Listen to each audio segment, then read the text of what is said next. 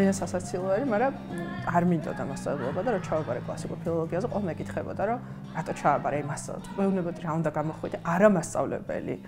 Ну რატომ? პასუხი არის მარტივი, იმიტომ რომ ჩემს გონებაშიც იყო სტერეოტიპი მასწავლებლის, რომელიც აიხლა დააკაკუნებდა და აქედან აქამდე წაიკითხე და კუთხე რაღაც ესეთი.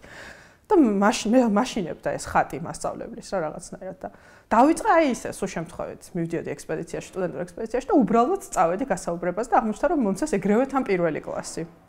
და პირველი კლასი ხო ცალკე ამბავია, არ არის ესე მარტივი. ცალკე არის სკოლა, დაწყებითი სკოლა და ცალკე პირველი კლასი, იმიტომ რომ 5-6 წლის ადამიანებს რომ ჯერთი მიიჩვიო, არ მოაბეზრო ეს პროცესი და თან რაღაც ასწავლო, ეს არის ძალიან რთული რა და აღმოჩნდა პირდაპირ ჩაყურყუმალებული ამ პირველ კლასში.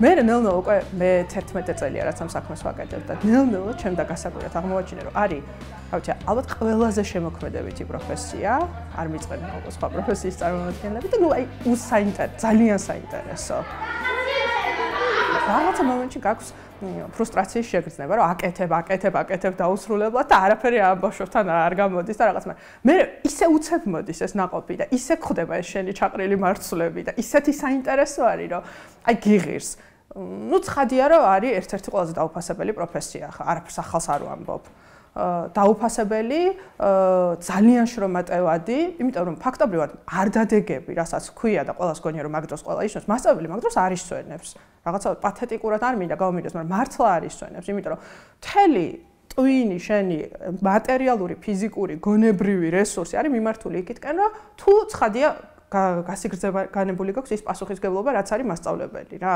იმიტომ რომ ხარ ხელის გულზე და ვიღაც პატარა ადამიანები ღრუბლებივით ისრუტავენ რასაც შენ ეუბნები ყველაფერს კარგსაც და ცუდსაც იმდაჯერ დამეჭერია ჩემი მანერები ჩემი ჟესტიკულაცია მეტყველება ყველაფერი ცხადია ახლა სოფხედვასაც გადასცემ გინდა თუ არ გინდა ამიტომაც თუ აცნობიერებ ამ პასუხისმგებლობას რომ შენ გარკვეულწილად განსაზღვრავ მომავალი თაობის გზას ცხადია რომ თვითგანვითარებაზე თვითზრდაზე მუდმივად ზრუნავ რა და არის ძალიან საინტერესო იმიტომ რომ ეძებ შენ თვითონ როგორ გაზარდო შენი თავი და გრძნობ შენ უკან რამდენიმე თვალს რომელიც ელოდება რომ რას მიუტან დღეს რითი დაინტერესებ რას და როგორც კი რომ დღეს მაგარი რამე უნდა გავაკეთოთ და საინტერესო ეგრევე მუხტი აი წრედი იკვრება კლასში რა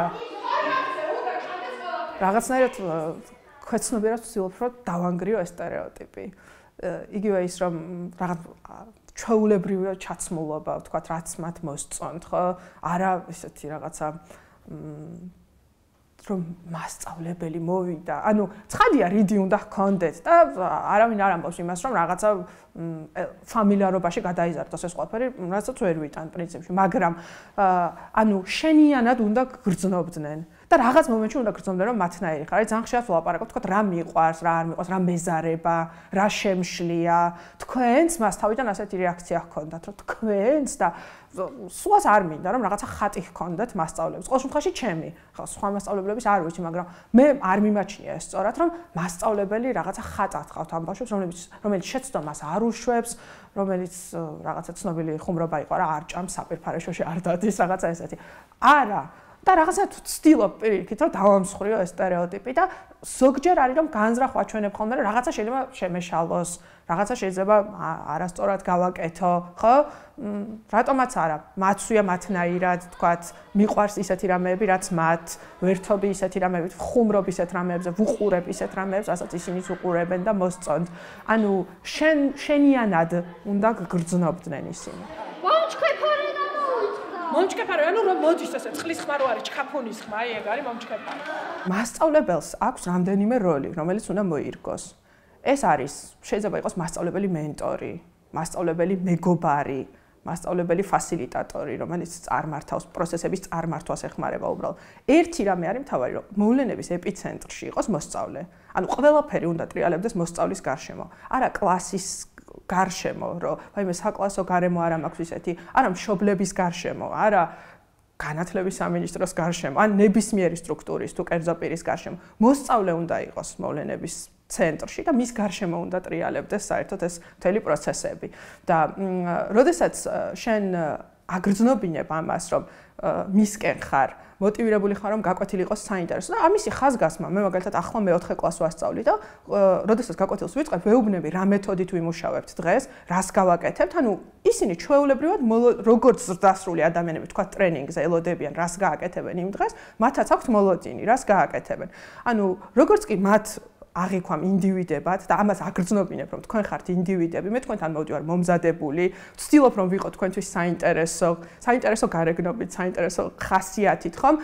ისინიც აღიქვამენ შენ ინდივიდად და ერთმანეს აღიქვამენ ინდივიდად და რაღაცნაირად პატარა სოციუმი ყალიბდება, კლასი არის პატარა რაღაცა მოდელი, ხო? მაკეტი, ასე ვთქვათ, საზოგადოების. იქ თავისი ტიპებით, რომლებიც სუცალკე არიან და არ უნდათ არავისთან ყოფნა, იქ ვიღაცები, რომლებიც არიან ცალსახა ლიდერები და მართავენ მთელ კლასს, ხო? ვიღაცები, რომლებიც რაღაც საში არიან კარგები ძალიან და ამითი манипуლირებენ ცოტა. ვიღაცები, რომლებიც ყველას ენდობიან და შენ ერთგვარად ხარ არა ასეთი დირიჟორი, რომ კიდევ ერთხელ ამბობ ტრიბუნიდან მართავ ყველაფერს, მაგრამ ფასილიტატორი ხარ, ანუ ქვემოდან, წყალს ქვემოდან შენ გიწევს ამ პროცესების დაბალანსება და მართვა. და თუ არ აყევი და თუ რაღაცა განყენებული მენტორის როლში იყავი, მუდმივად, ნუ სანამ პატარები არიან შეეშინდებათ შენი და დაგემორჩილებიან, იმიტომ რომ ვერ მოგერევიან, მაგრამ როგორც კი ოდნავ თავისუფლებას იგრძნობენ, გაგექცევა პროცესები ხელიდან რა.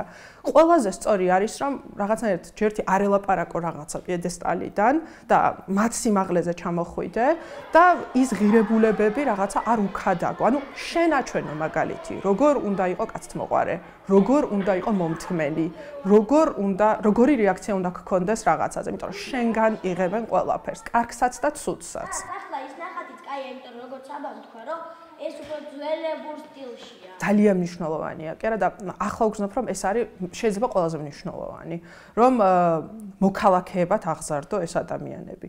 და ახლა შეიძლება ამბიციურად გამოიჩნდეს, მაგრამ ნამდვილად ესეა, რომ ამ ბავშვებთან სწორად მიტანილი მესიჯები არის საზოგადოებასთან მიტანილი მესიჯები. იმიტომ რომ ამ ბავშვებს ყავთ მშობლები, ეს ბავშვები დადიან სადღაც სხვაგან და რეალურად საზოგადოებას ელაპარაკები, როდესაც ამ ბავშვებთან სწორად მიგაქვს რაღაც. და არავინ არ თქვას, რომ თქვათ 6-9 წლის ბავშვებს დაწყებით სექტორზე ვსაუბრობ ახლა, არ შეუძლიათ რომ იყვნენ მოქალაქეობრივად აქტიურები. ამისი მოთხოვნილება აქვს შინაგანად და პირიქით. აი, რამდენიმე მაგალითს გეტყვი, მაგალითად, ჩარშან გავაკეთეთ ასეთი დიდი სასკოლო ეკოპროექტი, ეს იყო ისუნთქე 2. ნუ 2 მიზანი გქონდა. პირველი, რომ ეკოცნობიერება ჩამოგვეყალიბებინა და ვისაც ჩამოყალიბებული ჰქონდა, აღვემაღლებინა. ეს იყო ძირითადად სამიზნე ჯგუფი იყო მოსწავლეები და მასწავლებლები და მეორე მიზანი რაც იყო, რომ მიგვეწოდებინა ამ სამიზნე ჯგუფისთვის საინტერესოდ დაგეგმილი გაკვეთილები.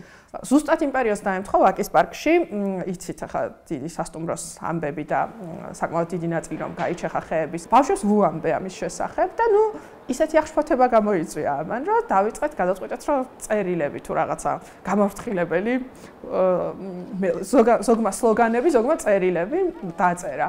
და იქ იყო რაღაცა ერთ-ერთმა ბიჭმა მახსოვს დაწერა, რომ ვაფშე რაზე ფიქრობთო, რომ ჩეხავთ ამ ხეებს, ჰაერი არ გინდათო და რო ვუთხარი, რომ ნიკოლოზ ვაფშე არა იქნებ რაღაცა შევცვალოთ ქართული სიტყვით და ესე მითხარ, აი ისინი ღირსები არიან, რომ ვაფშე ვუთხრაო, იმიტომ რომ აი რაღაცა ძალიან ეს გამოიწვია ბავშვებში, ხო, აღშფოთება აბსოლუტურად სამართლიანი, იმიტომ რომ არ ესმით, როცა ეუბნები, რომ ხე გვაძლევს ჟანგბადს, უკვე აღარ ესმით, რატომ ჩეხავ მაშინ იმას, რაც გაძლევს ჟანგბადს, ხო? ძალიან მარტივია. რაღაცა ცოტა რისიც გვეშინია. ეს არის კოლაბორაცია. ყველა რაღაცნაირად თავის ნაჭუჭში არის და თვითონ ატარებს, თქვა, ნებისმიერ პროფესიაში ასე არის, არა? აქაც ასეა და სინამდვილეში მასწავლებლობა არის ის პროფესია, რომელსაც ზუსტად სჭირდება გახსნა, ასე ვთქვა, ამ ჩარჩოების. რაღაცა გამოგევიდა კარგად, გამიზიარე რა. მე ჩავატარე რაღაც კარგად, რაღაცა მიმუშავა, გეტყვი ამას, იმიტომ რომ მე ხო რაღაცნაირად ცხადია კარიერული ზრდაც არის ჩემი მიზანი, მაგრამ მარტო ეს ხომ არ არის რომ არ გაგიზიარო და მარტო მე წავიდე წინ. თავარი მიზანი ხომ სულ სხვა რამე არის და უფრო დიდია გაცილებით, ხო? ჩვენ ხო ერთიანად ვართ მოსწავლისკენ, რომელსაც ძერწავ შენ რაღაცნაირად პიროვნებად და საზოგადოების წევრად, კრიტიკულად მოაზროვნე საზოგადოების წევრად, ხო? რომელიც მზად არის რაღაცა გამოწვევებისთვის, რომელიც ადეკვატურად რეაგირებს პრობლემებზე და ჩვენ თუ არ გავერთიანდით სკოლა, ოჯახი, საზოგადოება თუ არ გაერთიანდა, ნუ რაღაცა ცალმხრივი გამოდის ეს პროცესი. ან ცალფრთა მოტეხილივით გამოდის და რაღაცნაირად არ არის სრულყოფილი. ამიტომ რაღაცა სულ ფიქრობ ხოლმე ამაზე. მშობლებსაც როცა მშობელთა კრებას ვატარებ, სულ ამას ვამბობ, რომ მივიღოთ იმის, რომ ასევს ხედვართ, როგორც წესი ასე ტარდება ხო, რაღაც ერთი მაგიდის ერთ მხარეს მშობელი, მეორე მხარეს. აი, ნუ აღმიქვამთ მეორე მხარედ. მე და თქვენ ვართ ერთი მხარე და ვართ ბავშვისკენ მიმართული. რაღაცნაირად მინდა რომ ცნობიერებაში ეს ჩამოყალიბდეს რა სწორად, რომ მასწავლებელი, ანუ სკოლა, ოჯახი, ანუ მშობლები და ვინც არის გარემოცვა და საზოგადოება ზოგადად რაღაცნაირად ჩვენ გვაკისრია ეს პასუხისმგებლობა და მინდა რომ გავაცნობიეროთ. მე ჩემ თავზე ვამბობ, კი აქ ხადაგებ, ჩემ თავზე ვამბობ, რომ გავაცნობიერო ეს პასუხისმგებლობა, რომ მე წვლილი მიმიძღვის ამ ადამიანის ფორმირების პროცესში. როგორც კი ამას აცნობიერებ, ხდები ძალიან ფრთხილი და აი ფაიფურივით ფრთხილად კიდევ ყველაფერს ხელს რა. იმიტომ რომ რამდენიმე წლის მერე ჩანს უკვე ეს შედეგი და შენი შეცდომები ძალიან მწარე არის.